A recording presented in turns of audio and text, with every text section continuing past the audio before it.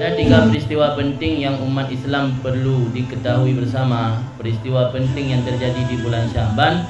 Yang pertama tentang peralihan kiblat, di mana ketika Nabi mengajak umat untuk beragama Islam dan menjalankan syariat Islam, ketika masih di periode Makkah, umat Islam walaupun beribadat dalam Masjidil Haram di depan Ka'bah, tapi dalam ibadat salat tetap menghadap ke Baitul Maqdis.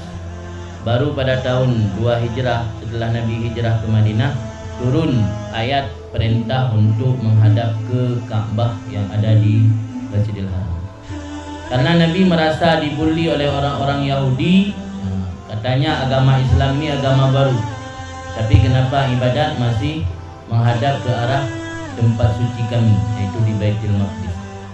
Maka Nabi selalu memandang ke arah langit karena harap-harap turun malaikat Jibril menyampaikan perintah untuk mengalihkan arah kiblat ke Masjidil Haram. Maka dalam ayat disebutkan qad nara taqalluba wajhika fis sama. Kami melihat engkau wahai Muhammad selalu membolak-balik wajah kamu ke arah langit. Karena Jibril turun bertemu dengan Nabi Muhammad, beliau turun dari arah langit. Jadi Nabi Muhammad sampai nekalan ke langit, nah harap-harap Jibril turun. Qad nara taqalluba wajhika fis sama. Falanwalliyannaka qiblatan tardaha walli wajhaka syatral masjidil haram. Maka kami telah mengalihkan akan engkau wahai Muhammad kiblat yang engkau senangi, kiblatan tardaha. Karena Nabi sampai di punya baca di PLP ni pelupung garu dibuli lah punya bahasa Ino, dibuli oleh orang Yahudi karena di Madinahnya na komunitas orang Yahudi, di Makkah na, di Madinah na komunitas orang Yahudi, ada yang merumpak dengan Nabi sampai dibuli Nabi. Jadi Nabi hana mangat perasaan, dia rasa mungkin agak pesimis, ingin Nabi ada je kiblat baik kiblat yang awaknya ibadat selamanya, karena merasa dibuli seperti. Jadi peristiwa penting yang harus kita ingat bersama bahwa itu terjadi di bulan Sya'ban. Maka mio urun-urun pernah melakukan ibadah umrah, mungkin akan di travel ke Masjid Qiblatain yang ada jauh dari kota Madinah, karena peristiwa pengalihan kiblat terjadi pada saat Nabi sedang berada di Masjid Qiblatain. Kemudian peristiwa penting yang kedua yang terjadi di bulan Sya'ban, yaitu penyerahan rekapitulasi amal ibadat manusia. Artinya manusianya na penyerahan amal ibadatnya, na penyerahan amal harian, na penyerahan amal tahunan, na penyerahan amal mingguan.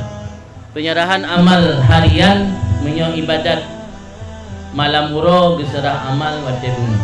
Yang ibadat uro geserah amal wate support untuk lapor kepada Allah. Adapun yang ibadat mingguan yang geserah amal uro Senin dengan uro Kamis. Maka Nabi dalam agama dia menggalakkan beribadat puasa pada hari Senin Kamis, karena saat gelapor amal kita dalam keadaan berpuasa. Adapun penyerahan amal tahunan yang terjadi di malam nisfu Sya'ban, nya penyerahan amal secara rekap, direkapitulasi, gerekap bina amal yang tanya puput dari tahun yang kau lewat sampai tahunnya selama si tahun penuh gelapor kepada Allah pada malam nisfu Sya'ban.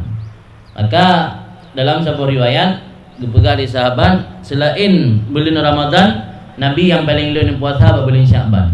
Ketika ditanya, Nabi menjawab, karena aku mencintai diangkat amalku dalam keadaan aku sedang berpuasa. Kemudian peristiwa yang ketiga yang terjadi di bulan Sya'ban, yang mungkin banyak orang tidak tahu ataupun tidak mau tahu, yaitu disyariatkan bersalawat juga pada malam nisfu Sya'ban. Bukan pada malam nisfu Sya'ban, tapi pada bulan Sya'ban. Turunnya ayat surat Al-Ahzab ayat 56, Innallaha wa malaikatahu yusalluna 'alan nabi ya ayyuhalladzina amanu sallu 'alaihi wa sallimu taslima. Jadi Allah mensyariatkan salawat kepada Nabi Muhammad tepatnya di bulan Sya'ban. Bulan Sya'ban adalah ulang tahun salawat, bulan ulang tahun salawat. Maka tidak berlebihan ketika ada satu riwayat Nabi menyebutkan bahwa Sya'ban syahri, Sya'ban adalah bulanku, kata Nabi. Kenapa disebut bulanku? Karena di bulan Sya'ban Allah mensyariatkan bersalawat kepada Rasulullah, kepada baginda Rasulullah sallallahu alaihi wasallam.